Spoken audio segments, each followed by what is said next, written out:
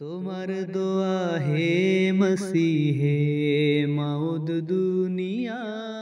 আসসালামু আলাইকুম রহমতুল্লাহি ওয়া বারাকাতুহু। আশা করি সবাই ভালো আছেন। আমার সঙ্গে যুক্ত আছেন একজন ভাই, যিনি প্রথমবারের মতো ইউকে জলসায় অংশগ্রহণ করেছেন এবং হুজুর আইদাল তারাবিন হযরত আমিরুল মুমিনিনের পিছনে নামাজ পড়ার সৌভাগ্য পেয়েছেন। আমরা তার এই অনুভূতিগুলা জানার চেষ্টা করব।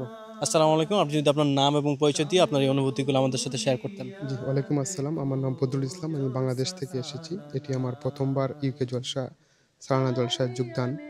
তো আমি ১ম বার যখন আসলাম বৃহস্পতিবার সেদিন ছিল। শুক্রবারে আমি হুজুরের পিছনে নামাজ পড়ার জন্য খুব আগে থেকেই আমি বায়তুল ফতু থেকে রওনা হয়ে গিয়েছিলাম এবং আমি এসেছি মসজিদ মোবারকে।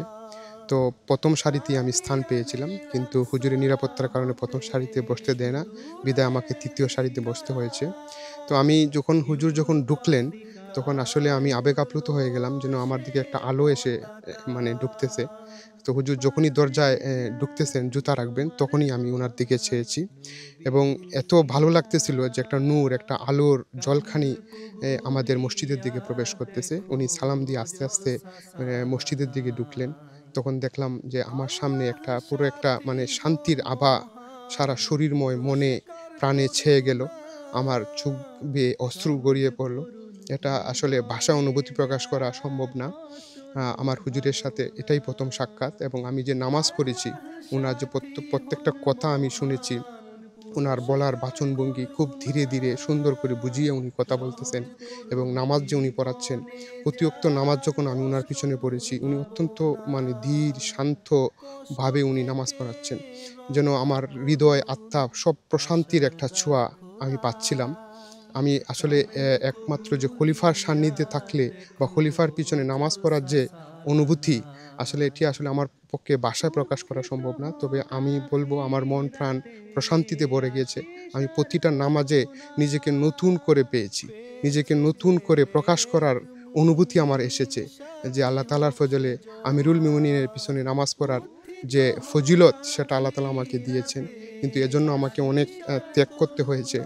আমাকে মানে অনেক পরিশ্রম করতে হয়েছে। আমি প্রতিনিয়ত দোয়া করেছি, সদকা দিয়েছি এবং প্রতিনিয়ত দোয়ায় রত ছিলাম।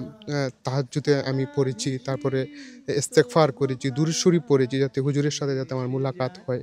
আল্লাহ তাআলা আমার ভিসা গ্রান্ট করেছেন এবং সেই ফলে আমি আজকে এখানে এসেছি। এটা অসাধারণ অনুভূতি।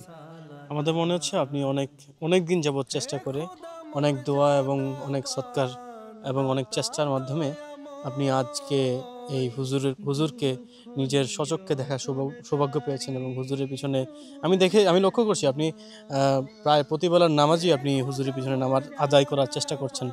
তো আশা করি আপনার এই সকল ধরনের চেষ্টা, সকল ধরনের দোয়া, সকল ত্যাগ, তিতিক্ষা সব আপনার worth it হয়েছে। আপনার কি মনে হয়? জি, অবশ্যই। আমি ২০১৮ সালে যখন রিজেক্ট হয়েছিল আমার ভিসা, তখন থেকে আমি মনে, মনে শুধু দোয়া করে যাচ্ছি। সদগা দিচ্ছি, আল্লাহ তাআলার কাছে নামাজ পড়ে কান্নাকাটি করতেছি। কাদিয়ানের প্রতি বছর জলসায় আমি যাচ্ছি। এতেকাফে বসতেছি। আমার একটাই দোয়া আমার প্রাণপ্রিয় খলিফা হুজুরের সাথে আমি কিভাবে সাক্ষাৎ করব। সেই উদ্দেশ্য নিয়ে আমি প্রতিনিয়ত মানে ২ রাকাত হইলেও তাহাজ্জুদ নামাজ পড়তাম।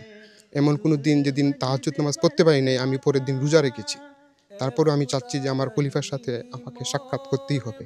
এটা আমার একটা মানে মোটো ছিল। প্রধান উদ্দেশ্য এবং ফোকাস ছিল। আমি আমার ফোকাসের দিকে লক্ষ্য রেখেছি এবং আল্লাহ তাআলা আমাকে এমনভাবে ভিসা রিলেটেড বা এই রিলেটেড এত ইনফরমেশন দিয়েছেন যে আমি খুব স্বাচ্ছন্দ্যে নিজে, নিজে আমাদের একজন মৌলানা সাহেবের পরামর্শ নিয়ে আমি ভিসা অ্যাপ্লিকেশন করেছি এবং আলহামদুলিল্লাহ সাকসেসফুল হয়েছে। আলহামদুলিল্লাহ। আপনার এই সম্পূর্ণ জার্নিটা খুবই ইন্সপায়ারিং আমাদের কাছে। আশা করি আমাদের দর্শকবৃন্দ যারা এই কথাগুলো শুনেছেন গত কয়েক মিনিট, আশা করি আপনারাও আম আবেগে আবেগ আপ্লুত হয়েছেন এবং আপনারাও এক ধরনের ইন্সপিরেশন পেয়েছেন যে আপনারা যখন হুজুর আদালতুল্লাহ বিন আজিজ হযরত আমিরুল মুমিনিনকে অ্যাম নিজ স্বচক্ষে দেখার একটা আকুল আবেদন আপনাদের মধ্যে জন্মাবে। একটা প্রচেষ্টা আপনারা শুরু করবেন এবং দোয়া আম এবং সৎকার ফজিলত দেখেন আপনারা একজন মানুষকে কোথায় নিয়ে আসতে পারে। তো এর ব্যতিক্রম নয়। আপনারা প্রত্যেকেই চেষ্টা করতে পারেন এবং হুজুর আয়দাল তামিন আজিজকে স্বচক্ষে দেখার এবং তার এই নূরকে নিজের আ এক্সপেরিয়েন্স করার, একটা অভিজ্ঞতা অর্জন করার একটা সুযোগ পেতে পারেন। আশা করি আমাদের এই বদরুল ভাইয়ের নিজের যে স্টোরি, এই স্টোরি আপনাদেরকে অনুপ্রেরণা দিয়েছেন এবং এবং আপনারাও এর মধ্যে থেকে অনেক কিছু জানতে পেরেছেন। তো এই ধরনের অনুষ্ঠানগুলো আপনারা এমটিএতে উপভোগ করতে হলে আপনারা এমটিএ বাংলার সাথে থাকুন এবং এমটিএ অ্যাপ ডাউনলোড করুন। এবং আপনাদের সকলকে জানাই জলসা মুবারক। আসসালামু আলাইকুম ওয়া রাহমাতুল্লাহি ওয়া বারাকাতুহু। কামেল কবুলিয়া দেখো জলসা সালানায়।